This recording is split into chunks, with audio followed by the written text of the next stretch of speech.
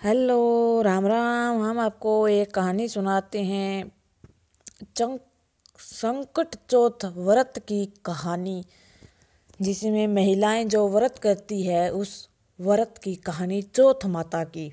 एक साहूकार व साहूकारनी थे। वह धर्म पुण्य नहीं करते थे, न मानते थे। इसके कारण उन्हें कोई बच्चा नहीं हुआ था।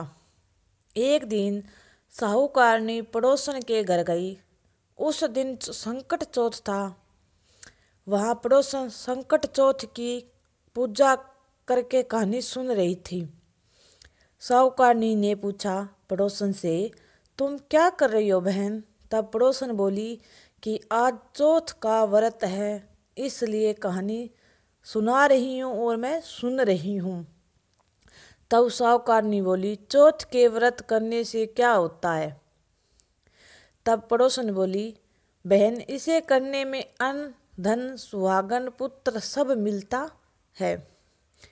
तब साहूकारनी ने कहा, यदि मेरा गर्भ रह जाए तो मैं 1.25 सेर तिलकुट करूँगी और चौथ का व्रत करूँगी।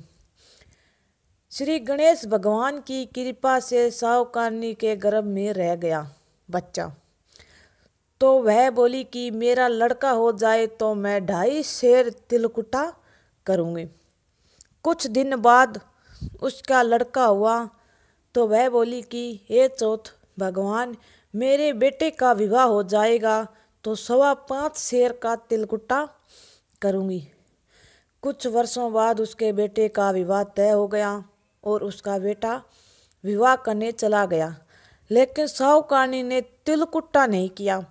इस कारण चौथ देव क्रोधित हुए और उन्हें फेरों से उसे बेटे को उठाकर पीपल के पेड़ पर बिठा दिया। सभी वर को खोजने लगे तो वर नहीं मिला। हताश होकर सारे लोग अपने अपने घर लौट गए।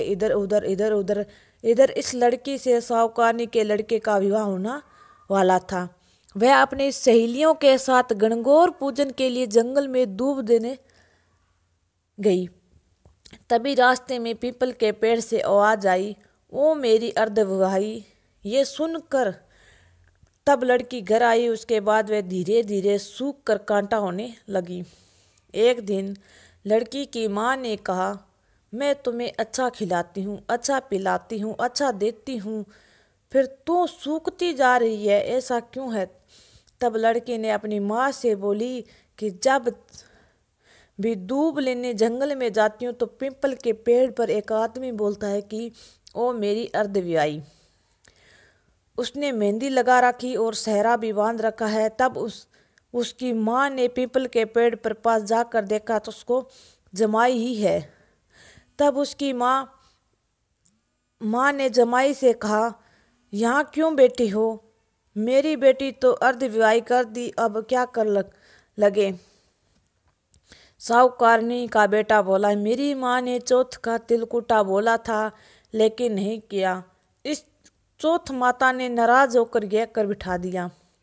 ये सुनकर उस लड़की की माँ साहूकारनी के घर गई और उसने पूछा कि तुमने संकट चौथ का बोला क्या? तब साहूकारनी बोली, तिलकुटा बोला था। उसके बाद साहूकारनी बोली, मेरा बेटा घर आ जाए तो 2.5 मन का तिलकुटा करूँगी। इससे गणेश जी भगवान प्रसन्न हुए। बेटों को फेरों में लाकर बिठा दिया। बेटे का विवाह धूमधाम से हुआ। जब साहूकारनी ने बेटे और एक बहू को घर लगाया, साहूकारनी ने 2.5 मन तिलकुटा किया और बोली, चौथ देव आप की आशीर्वाद से मेरा बेटा बहू घर आए हैं, जिसमें मैं तिलकुटे का व्रत करूंगी। इसके बाद सारे नगर वासियों को तिलकुटे के साथ संकट व्रत करना प्रारंभ कर दिया। ये संकट चौथ जिस तरह साहूकारनी और बेटे बहू को मिलाया, वैसे ही हम सबको मिलाए रखना।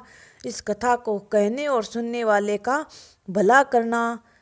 बोलो संकट चौथ की जय। जय गणेश देवा, जय गणेश देवा।